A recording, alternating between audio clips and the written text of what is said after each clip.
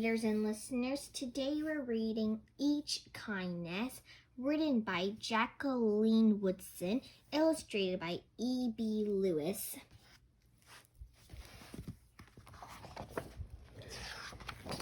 Each Kindness. That winter, snow fell on everything, turning the world a brilliant white. One morning, as we settled into our seats, the classroom door opened and the principal came in. She had a girl with us, and she said to us, "This is Maya." Maya looked down at the floor. I think I heard her whisper, "Hello." We all stared at her. Her coat was open, and the clothes beneath it looked old and ragged. Her shoes were spring shoes, not meant for the snow. A strap on one of them had broken. Our teacher, Miss Albert, said, "Say good morning to our new student," but most of us were silent. The only empty seat was next to me. That's where our teacher put Maya. And on that first day, Maya turned to me and smiled. But I didn't smile back. I moved my chair, myself, and my books a little further away from her. When she looked my way, I turned to the window and stared out at the snow. Every day after that, when Maya came into the classroom, I looked away and didn't smile back. My best friends that year were Kendra and Sophie. At lunchtime, we walked around the schoolyard, our fingers laced together, whispering secrets into each other's ears.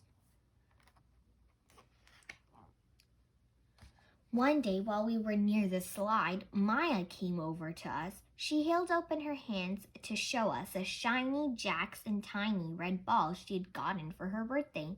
"It's a high bouncer," she said, but none of us wanted to play. So Maya played a game against herself. That afternoon, when we got back into the classroom, Maya whispered to me, "Bet you can't guess who's the new Jack champion of the world is." Behind me, Andrew whispered, "Chloe's got a new friend. Chloe's got a new friend." "She's not my friend," I whispered back. The weeks passed. Every day we whispered about Maya, laughing at her clothes, her shoes, the strange food she brought for lunch. Some days Maya held out her hand to show us what she had brought to school. A deck of cards, pickup sticks, a small tattered doll. Whenever she asked us to play, we said no.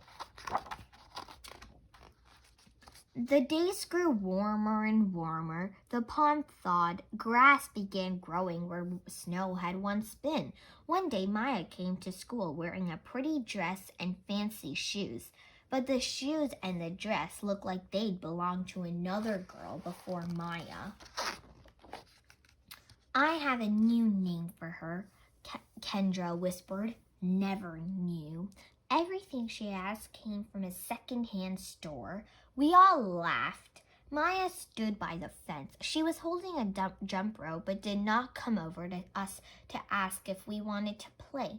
After a while, she folded it double, rolled the ends around each hand, and started jumping. She jumped around the whole schoolyard without stopping. She didn't look up once, just jumped, jumped, jumped. The next day, Maya's seat was empty. In class that morning, we were talking about kindness. Miss Albert had brought a big bowl into class and filled it with water. We all gathered around her desk and watched her drop a small stone in it. The tiny waves rippled out from the stone. "This is what kindness does," Miss Albert said. "Each little thing we do goes out like a ripple into the world." Then Miss Albert let us each drop the stone in as we told her what kind things we had done. Joseph had held the door for his grandmother. Kendra helped change her baby brother's diapers.